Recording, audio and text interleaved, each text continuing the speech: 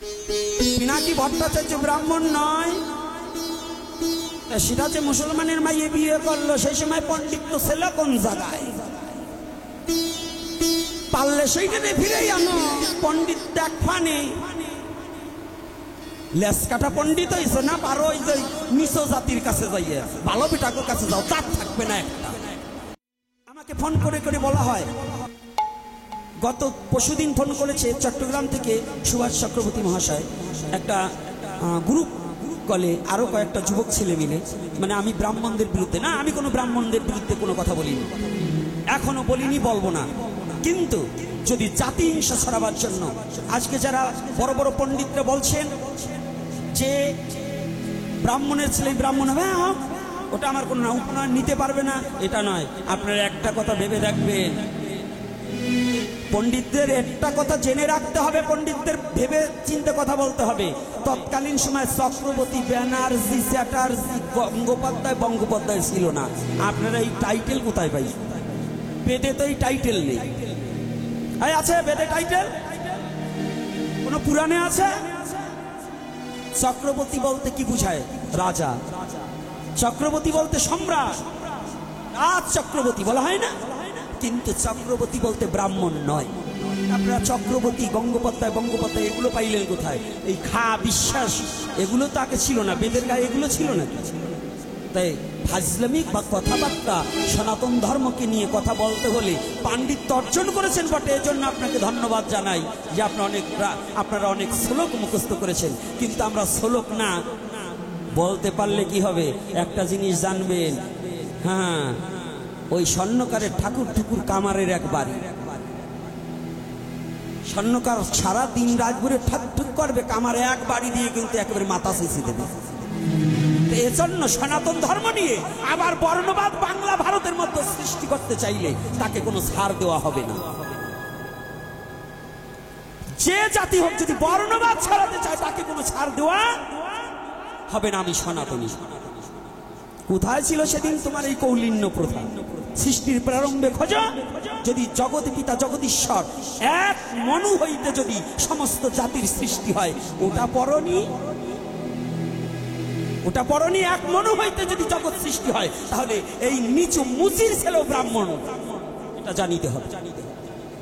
তোমার কথায় চলবে না, আগে সিদ্ধান্তবাদে আসতে হবে। বস্তু নির্দেশিয়া করো তত্ত্বেরই বিচার। তোমার মতো তুমি বলে যাবে আর এই কুসংস্কার ছড়িয়ে দেবে, এটা সনাতনী জাতি কখনো মানবে। জন্য বলছে, যেই ভজে সেই ভক্ত, আর সব ছাড়, কৃষ্ণ ভজনে নাই জাতি কুলাদি বিচার।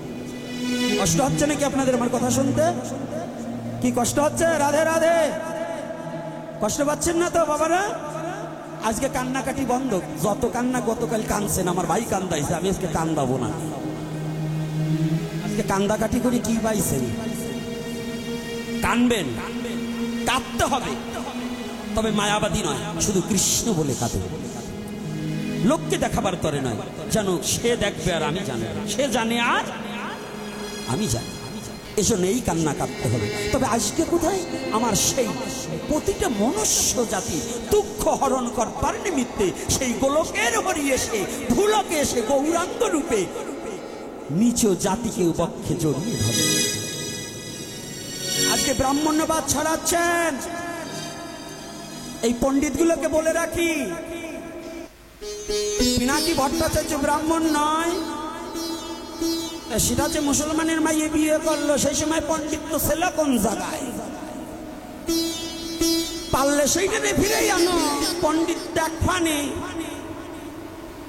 লেস কাটা পণ্ডিত হইছে না, পারো ওই যে নিচ জাতির কাছে যাইয়ে ভালো পিঠাকের কাছে যাও, চাপ থাকবে না একটা। এজন্য যদি এই জাতিটা যারা জাতিভেদ ছড়াচ্ছে, বর্ণবাদ ছড়াচ্ছে, এগুলোকে কেউ কখনো গ্রহণ করা যাবে, এর বিরুদ্ধে সকলে সচেতন হতে হবে। যেখানে যে অবস্থায় পাবে একে আগে হটাও। বর্ণবাদকে কি করতে হবে? হটাতে হবে। সনাতন ধর্মে কোনো বর্ণবাদ নেই, পূর্বেও ছিল না, এখনো ছিল না। যদি থাকতো, মহাপ্রভু চার বর্ণের জন্য চারজন সৃষ্টি করত। চারজনের একই পিতা যদি মনু হয়ে থাকে, তাহলে বর্ণবাদ আগেও ছিল না, এখনো থাকবে না। থাকবে? আপনারা যারা শিক্ষিত ভদ্রলোক আছেন, আমাদের আদি পিতাকে, ব্রাহ্মণের কে, ক্ষত্রিয়র কে, বৈশ্যর কে, শূদ্রের কে? তাহলে যদি মনু হয়, আমার সনাতন ধর্ম মোতাবেক যদি আদি পিতা মনু হয়, তাহলে আমরা সবাই যদি মনুর সন্তান হয়ে থাকি, তাহলে তুমি বাউন আর আমি বুঝি শূদ্র হব না?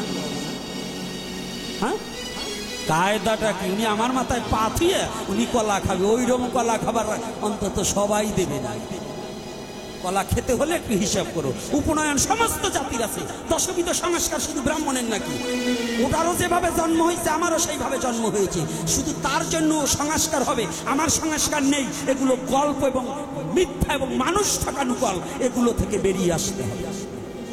এগুলো হচ্ছে জোচ্চরের দল। এই জোচ্চরগুলো থেকে বেরিয়ে এসে সঠিক সনাতনকে বুকে ধরে হিংসা ভুলে সবাই একাকার হয়ে ঈশ্বরের ভজন করতে হবে। ঈশ্বর হিংসা, ঈশ্বর থাকে না। কি পণ্ডিত মশাইরা, আজকে 3টে পাইছি পণ্ডিত। তোমাকে 7 বাইরে এত এত লাফালাফি করে তোমরা তো কিছু বলবা না। আজকে 3টে পাইছি, জমকলেরা শনি 3টে আমার এই গাড়ে ছাপছে। এই 3টের মানে যাতে আজকে এই 3টের বানাই যাতে ওদিকে পৌঁছাই যায়। এইবার দেখুন, পাবন অবতারী শ্রীমান গৌর হরি। আপনারা জানেন, ছোট্ট একটু উপখ্যান বলছি, ছোট্ট কথা জানেন তো,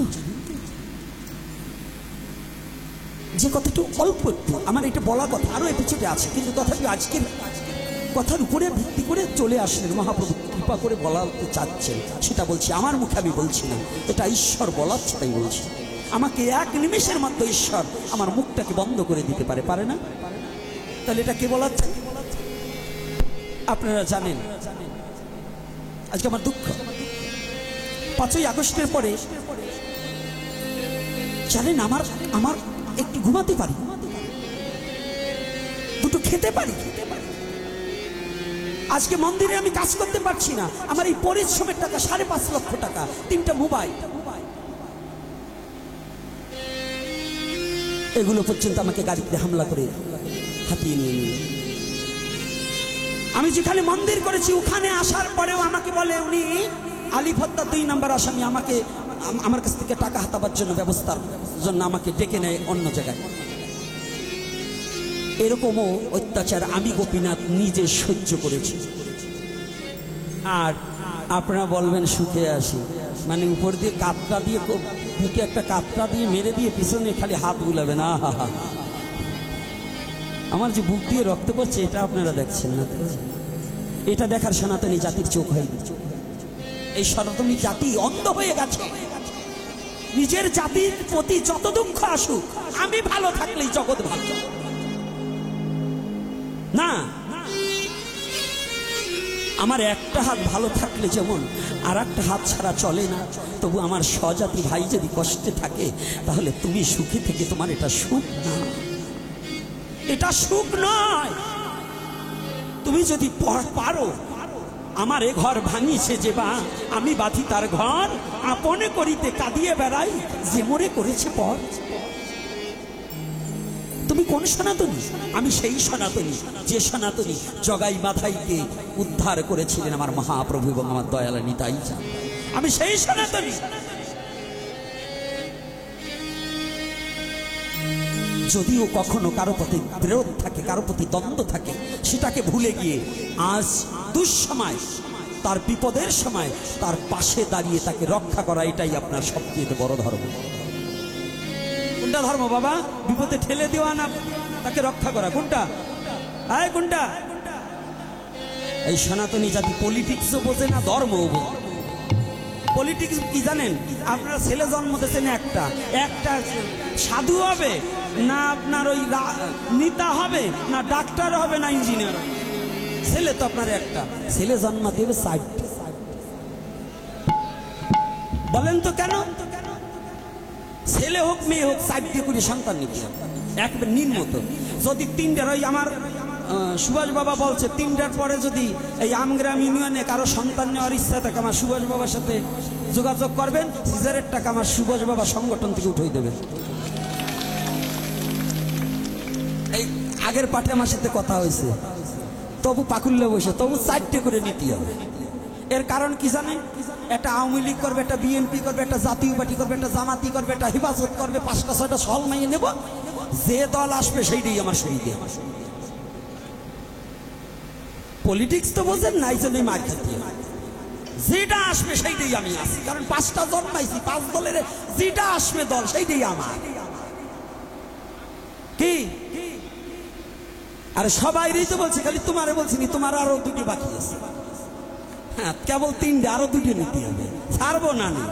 তোমরা মেশিন, জমি চাষ করার মেশিন তোমরা, নাঙ্গল তোমরা। মহাপ্রভু অশেষ করুণায় দেশে একটা বাচ্চা নিয়ে আয়। সনাতন ধর্মে বলছে অপারেশনের রুগী নাকি ভোগ লাগাতে পারবে না অপারেশন করলে। কোন অপারেশন করলে? এই বোধগম্যই তো জাতির হয়নি। সেই অপারেশন রোগের দায়ে যদি অ্যাপেন্ডিসাইড হয়েছে, জরায়ু নারীতে টিউমার হয়েছে, কিংবা ফুসফুসিতে কিছু হয়েছে, এই অপারেশনে কোনো দোষ নেই। দোষ হচ্ছে যদি বাচ্চা নেওয়া বন্ধ করার জন্য কোনো নারী পুরুষ অপারেশন করে, তার দ্বারা মহাপ্রভুর সেবা হবে না,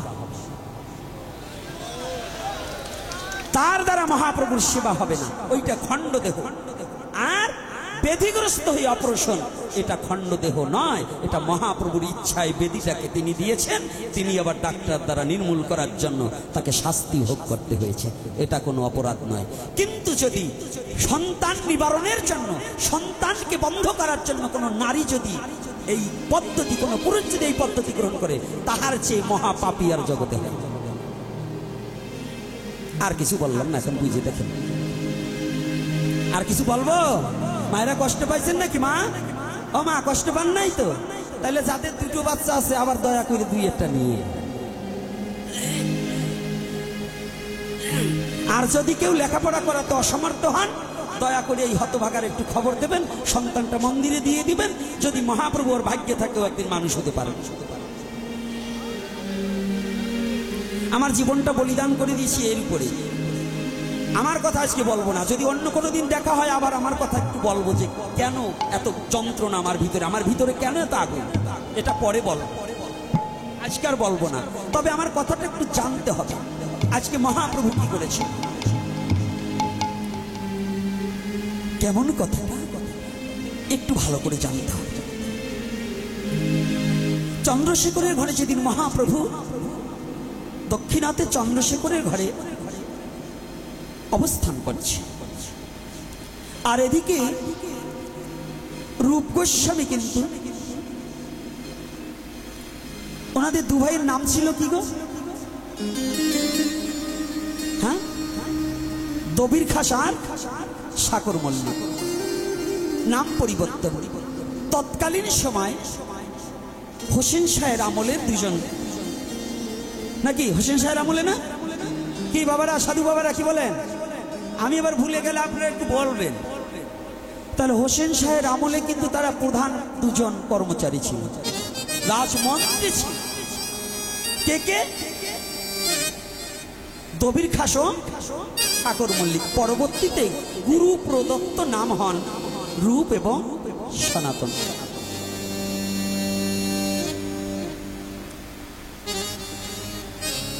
এই রূপ গোস্বামী অনেক আগে হোসেন শাহের রাজ কর্মটাকে পরিত্যাগ করে মহাপ্রভুর নির্দেশ নিয়ে বৃন্দাবনে চলে গেল। সাধু বাবারা একটু ভালো করে শুনবেন, বিশেষ করে এই কথাটা আমাদের প্রত্যেকটা সাধুর শোনার দরকার আছে। গায়স্থ ভক্ত তো শুনবেই, তারা তো পিপাসিত। আমরা অনেক সাধু মনে করি আমি তো সাধু হয়েই গেছি, আমার আর কিছু প্রয়োজন। অনেক সাধুর আছে ভাগবতে যায় না, মানে উনি ভেগ নিয়েছে তো, উনি একেবারে বড়, নিজেই ভগবান সেজে গেছে। ভেগে বৈরাগ্য নহে, বিনায় উপদেশে সাধন সিদ্ধি হয় গুরু কৃপা লেশে। ভেগ নিলেই বৈষ্ণব হওয়া যায় না, সন্ন্যাস নিলেও সে সন্ন্যাসী নয়। যেমন আমি সন্ন্যাসী নয়। দেখো না, সন্ন্যাসীরা থাকে চুপ, শান্ত, তাদের ক্রোধ থাকে না।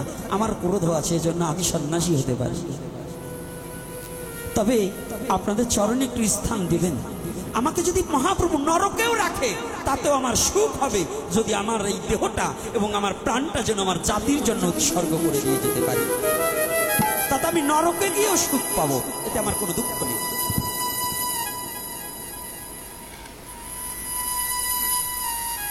অনেক আগে বৃন্দাবনে চলে গেল।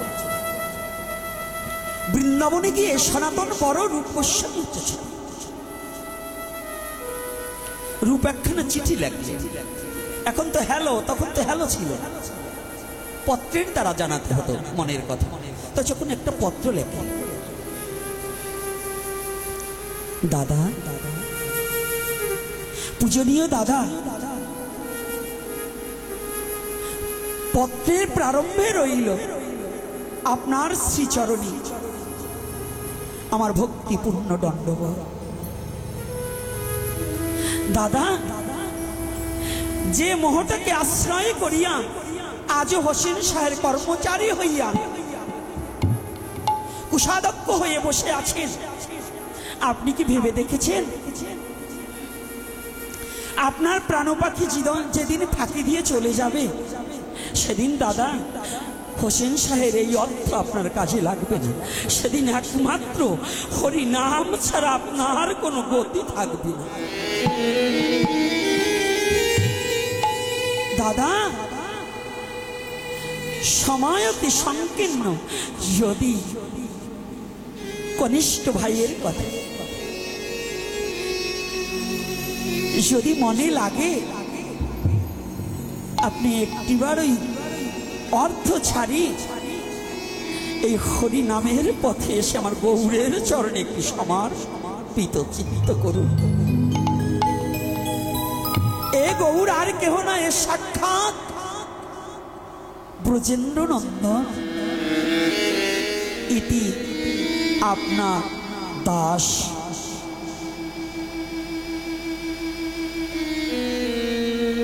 পত্রখানা অনেকদিন পরে সরাসরি দিয়ে পৌঁছিয়েছে সনাতনের হাতে। তখন তিনি সনাতন নয়, তখন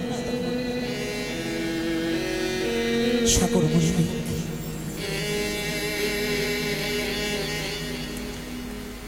আজকে সাগর মল্লিক পত্রখানা পাওয়ার সাথে সাথে হঠাৎ করে দুটি চোখের জলে ভাসছে। পত্রখানা পড়ছে, আহা, আমার ছোট ভাই হয়ে আজ গৌরের চরণে নিজেকে সমর্পণ করল।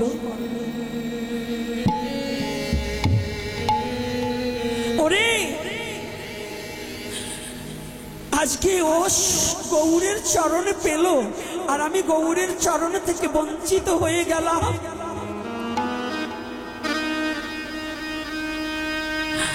আমি কি কোনোদিন আর গৌরের চরণে পাবো না?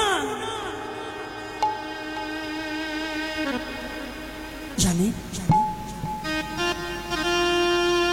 ও মা, ও বাবা, ভগবানের ভজনে কোনো মন্ত্র তন্ত্র, বেদ মন্ত্র, কোনো ভাগবত মন্ত্র, সংহিতার মন্ত্র, এগুলো দিয়ে কখনো ভগবানকে ভালোবাসা যায় না।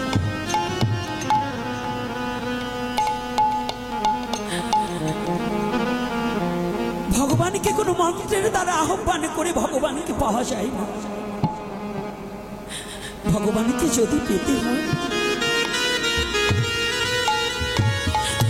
যদি কোনো জীব ভগবানকে পেতে চায়, একমাত্র ভগবানের নামে আকুলতা বেকুলতা ছাড়া ভগবানকে কোনোদিন পাওয়া যায় না।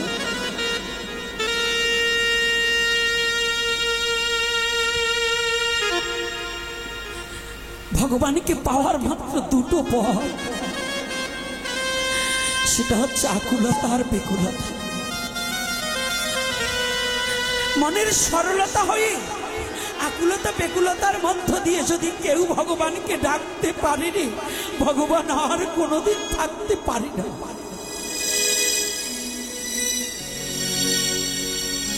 আজকে সাগর মল্লিক আকুলতা বেকুলতা দিয়ে ডাকছে, আমি গৌরের চরণ থেকে বঞ্চিত হয়ে গেলাম।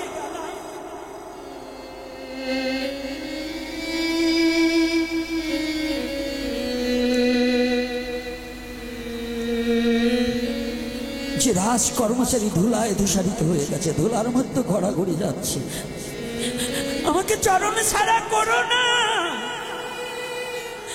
প্রভু, আমার আমাকে তোমার চরণ ছাড়া করো না, আমি আসছি। পাগলের মতো জানেন তো,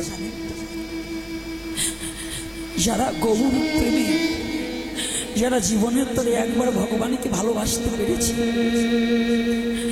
পথে পাগল দেখেছেন, যাকে আমরা ব্রেন শট বলি।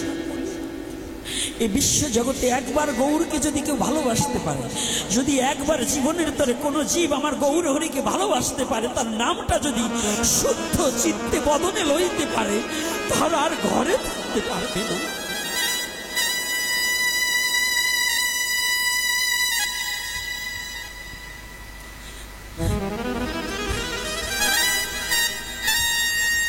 যে একবার গৌরকে ভালোবাসতে জানি,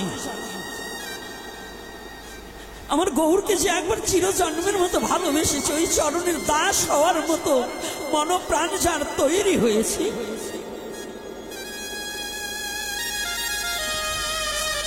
যে গৌরকে ভালোবাসার মতো হৃদয়ে একটা বাসা তৈরি করেছে, একবার হৃদয়ে দুয়ার খুলে দিয়ে হ্যাঁ গৌরাঙ্গ বলে যেজন একবার ডাকতে পারেনি,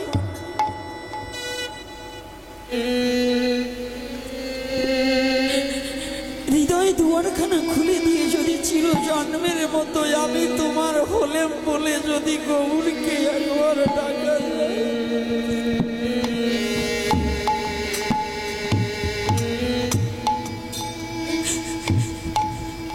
গৌর আমি তোমার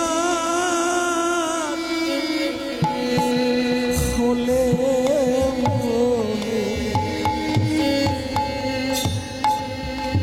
আমি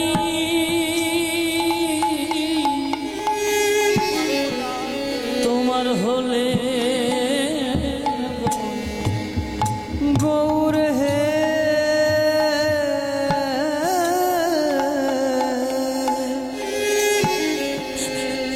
আজ হতে গৌরাজ হতে আমি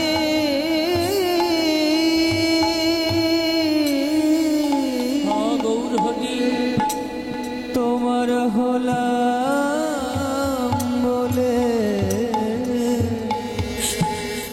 ওরে আমি তোমার দেখা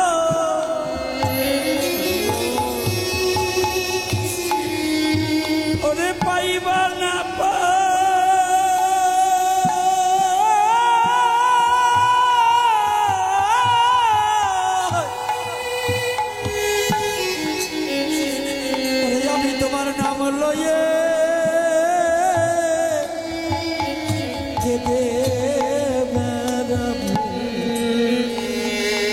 গৌরামি তোমার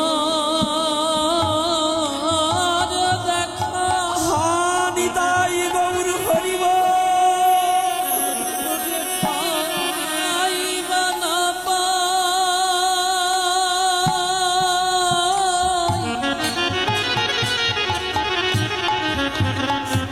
আমি তোমার নাম লয়ে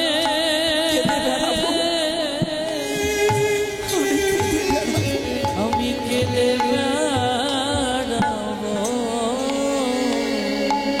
গৌর আমি তোমার দেখা গৌর হরি আমি পাইবা না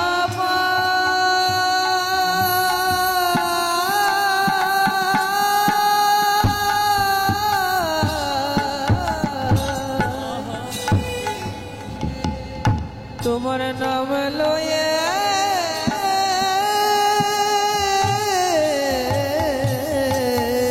আমি কেঁদে বেড়াবো, আমি কেঁদে বেড়াবো,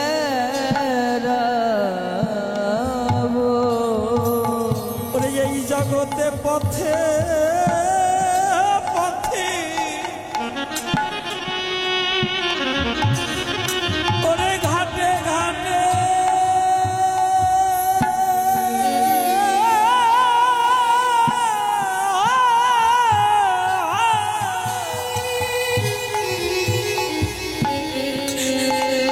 আমি তোমার নাম লয়ে কেঁদে বেড়াবো। ওরে আমি পথে পথে ওরে ঘাটে ঘাটে ওরে ঘাটে ঘাটে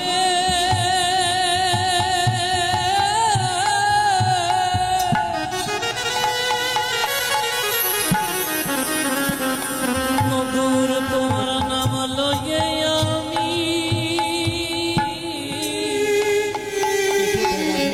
আমি কেঁদে বেড়াবো।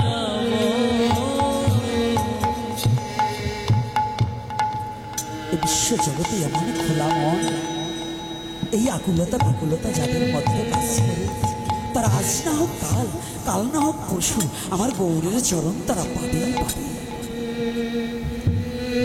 আমার গৌরের কৃপা তারা পাবেই পাবে। তারা গৌরের চরণ থেকে কেউ বঞ্চিত থাকবে না। আজকে পত্র পাওয়ার সাথে সাথে সাগর মল্লিক ধুলায় ধূসায় সবাই ভাবছে একে হলো হোসেন শাহ। ভাবছেন আমার এমন সুবুদ্ধি, এমন ব্রেনিয়ার মন্ত্রী, হ্যাঁ পাগল হয়ে গেল। আরে শুদ্ধ ভক্ত পাগলই কথা, হ্যাঁ শুদ্ধ ভক্ত তারা তো অরিজিনাল পাগল।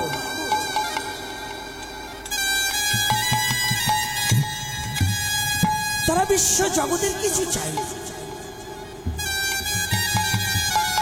শুদ্ধ ভক্ত কিচ্ছু চাই না। সত্য যুগের সেই বুড়ি মায়ের কথা, গাভীটা ছিল, ভগবানকে উৎসবে রেখে বলছে গাভীটা যেন মরে। ভগবান বলছেন বলছি তারপরে তো যেন তাল পাতার কুঠিরটাও পুড়িয়ে যায়। নারদ বলল ভগবান তুমি এ কেমন কথা বলছো, যে তোমাকে খেতে দিল তাকে তুমি অভিশাপ দিলে, আর যাকে যে তোমাকে দুদিন করে তাড়িয়ে দিলে তাকে তুমি আশীর্বাদ দিলে। সেদিন বলছে না নারদ আমার এই কথা তুমি এখনো বুঝবে না। শোনো আমি ওকে বিষয় বাসনা থেকে সব পুড়িয়ে ছাই করে দিয়ে শুদ্ধ খাঁটি স্বর্ণ করে ও যেদিন দেহ রাখবে আমি পুষ্প রথে চড়িয়ে আমি নিয়ে সাথে আমার গোলকে নিয়ে যাও। আর যে আমাকে তাড়িয়ে দিয়েছে ওকে বিষয় বাসনা দিয়ে এমন ডুবিয়ে রাখবো ও যেন আমাকে আর কোনোদিন খুঁজে না পায়। তো শুদ্ধ কৃষ্ণ ভক্ত যারা, যারা শুদ্ধ গৌর ভক্ত, যারা শুদ্ধ হরি ভক্ত, যারা শুদ্ধ শিব ভক্ত, যারা ভক্ত বিভক্ত নয় ভক্ত যারা, তাদের মনে কোনো অহংকার হিংসা থাকে না। থাকে বাবা যারা শুদ্ধ ভক্ত তাদের সে মতীয় হোক, কৃষ্ণ ভক্ত হোক, শৈব হোক, যে মতে পথের হোক, তাদের কোনো এসব থাকে না। এই হিংসা খুঁটিনাটি কাদের? যারা বদমাস নাকি বাবা শুদ্ধ ভক্তি। এই যে ওরাকান্দির কথা বলেন, ওরাকান্দি গিয়েছে ছোট মা মেজো মা সুব্রত ঠাকুর এবং ওই বংশের যত যারা আছে ওই বংশে জন্মগ্রহণ যাদের যাদের সাথে দেখা হয়েছে, তারা যে শ্রদ্ধা জ্ঞাপন করছে, তারা যে ভালোবাসা দিয়েছে, তারা যে আমাকে সম্মান নয়, তারা যে তাদের চরণে ঠাঁই দিয়েছে, এটাই আমার কাছে সম্মান। আমি চাই না, আমি তারা ভালোবেসে তাদের চরণে আশ্রয় দিয়ে ওই বংশে যারা জন্মগ্রহণ করেছে, আমার জন্ম তো ওই ঠাকুর বংশে হয়নি, তাহলে ওই বংশে যারা জন্মগ্রহণ করেছে তাদের পূর্ব জন্মও ভালো, না হলে ওই বংশে তারা জন্মগ্রহণ করতে পারতো না। তাহলে তারা যে আমাদেরকে ভালোবাসলেন, বুকে টেনে নিলেন, এটাকে আমরা অস্বীকার করব? কি অস্বীকার করব বাবা? এইটা অস্বীকার করা যাবে না। তাহলে তাদের এই যে ভক্ত তৈরি হওয়া। আর একটা শুভ সংবাদ, যারা আগের তারিখে শুনছেন এবারও শুনুন। আমি লীলাটা বলবো কিন্তু এই কথাগুলো এসে যায়, না এসে বলতে পারছি না। আমাদের এই দুঃখটাকে দূর করার জন্য আমাদের আজকে কমিটির পক্ষ থেকে এক বাবা বলেছে আলোচনা করার জন্য, সেখানে একটু টার্চ দিয়ে আবার ওখানে যাব। সেই টার্চটা হচ্ছে শ্রাদ্ধে মৎস্যের কথা বলার জন্য, যে এটা কতটুকু যুক্তাযুক্ত, কতটুকু বৈধ। কে কথাটা কি বলবো না বলবো না? হ্যাঁ আমাকে বলবার জন্য বলছে, তাই আমি বলছি, আমার ইচ্ছায় নয়। এটা নিয়ে বহুতবার এপিসোড করা আছে, তারপরেও বলছি, কারণ আমি তো আপনাদের সন্তান নাকি? আমি কাদের? আপনাদের সন্তান নয়? তাই আমি আমার মা বাবা নরকে যাক, এটাকে আমি চাবো? যারা ভুল করেছে ভুল করেছি, ভুলেরও সংশোধন আছে, কারণ ভগবানের কাছে, ভগবান দয়ালু, তার কাছে ক্ষমা চাইলে ভুল ক্ষমা করে দেবে, দেবে কিনা? এটা আমাদের বিশ্বাস আছে কিনা বাবা? কিন্তু জানার পরে ভুল করলে কিন্তু ভগবান কখনো ক্ষমা করবে না। আমরা যারা আছি আমাদের বৈদিক বিধান মোতাবেকে যে যে ধর্মে, যে ধর্ম না, যে যে বর্ণেরই থাকুন, যদি আমাদের শুদ্ধ মত মানতে হয়, প্রাচীন কাল থেকেই আসছে, আমাদের বংশে কেউ মারা গেলে ওই বংশের 7 পুরুষ পর্যন্ত কোনো মাছ, মাংস, পেঁয়াজ, রসুন, মসুরির ডাল, ডিম ভক্ষণ করে না। কত পুরুষ? কি করেন নাকি? আপনারা করেন? কথা বলে না। তা যারা কথা না বলেন তারা কি মনে হয় করেন? নাহলে মৌন থাকেন কেন? অর্থাৎ আমাদের নিয়ম হচ্ছে 7 পুরুষ পর্যন্ত ঔষধ পালন করা হয় নাকি বাবা? আচ্ছা, ঔষধ পালন করেন। এই 11 দিন কিংবা 15 দিন কিংবা 13 দিন কিংবা 1 মাস এর মধ্যে কি কেউ মাছ মাংস খান? আচ্ছা, যেদিন তার পরলৌকিক ক্রিয়া হবে, যেদিন ভগবান বিষ্ণুকে আহ্বান করা হবে, আমি গ্রন্থটা নিয়ে এসেছি, যদি কারো দেখতে হয় আমি দেখিয়ে দেব, যদি না দেখাতে পারি আমার এই চুল বন্ধক রাখবো, মাথা চেঁচে আলকাতরা মাখিয়ে ছেড়ে দেব। কথাটা বুঝতে পেরেছি? আমি পরিষ্কার বলব। আর যদি লেখে থাকে তাহলে ব্যাস দিয়ে ভুল লেখছে, এজন্য আমি দায়ী না। আমার সাথে ঝগড়া করবার আসলে কপালে হইয়েও যেতে পারে, কারণ গ্রন্থে লেখছে আমি বলবো না, তো সত্যটা বলতে হবে, মিথ্যাটা বলা যাবে না। গ্রন্থে লেখছে একরকম, আমাদের কিছু পণ্ডিতরা বলে তাদের সুবিধা মতো একরকম, এইটা বলা যাবে না। তাহলে যেদিন যে অন্ন ভগবান বিষ্ণুকে নিবেদন করা হয় নাই, সেই অন্ন কুকুর মাংস সদৃশ। যে অন্ন ভগবান বিষ্ণুকে নিবেদন করা হয়নি, সেই অন্ন কুকুর মাংস সদৃশ। তাহলে যদি এই কথাটা আমাদের শাস্ত্রীয় নির্ধারণ এবং থাকে, আচ্ছা আমরা এমনি খাই, আমাদের পশুত্ব স্বভাব অনেকেরই, আমারও পরিবর্তন হয়নি, আমি আপনাদের বলবো তা না, আমারও পরিবর্তন হয়নি, তাহলে আপনি খান, তাতে বলবো না। কিন্তু যেদিন ভগবান বিষ্ণুকে আহ্বান করিয়া মত্তলোকে আনিয়া পিতৃপুরুষের উদ্দেশ্যে তার চরণে ফুল তুলসী দান করা হয়, সেদিন কি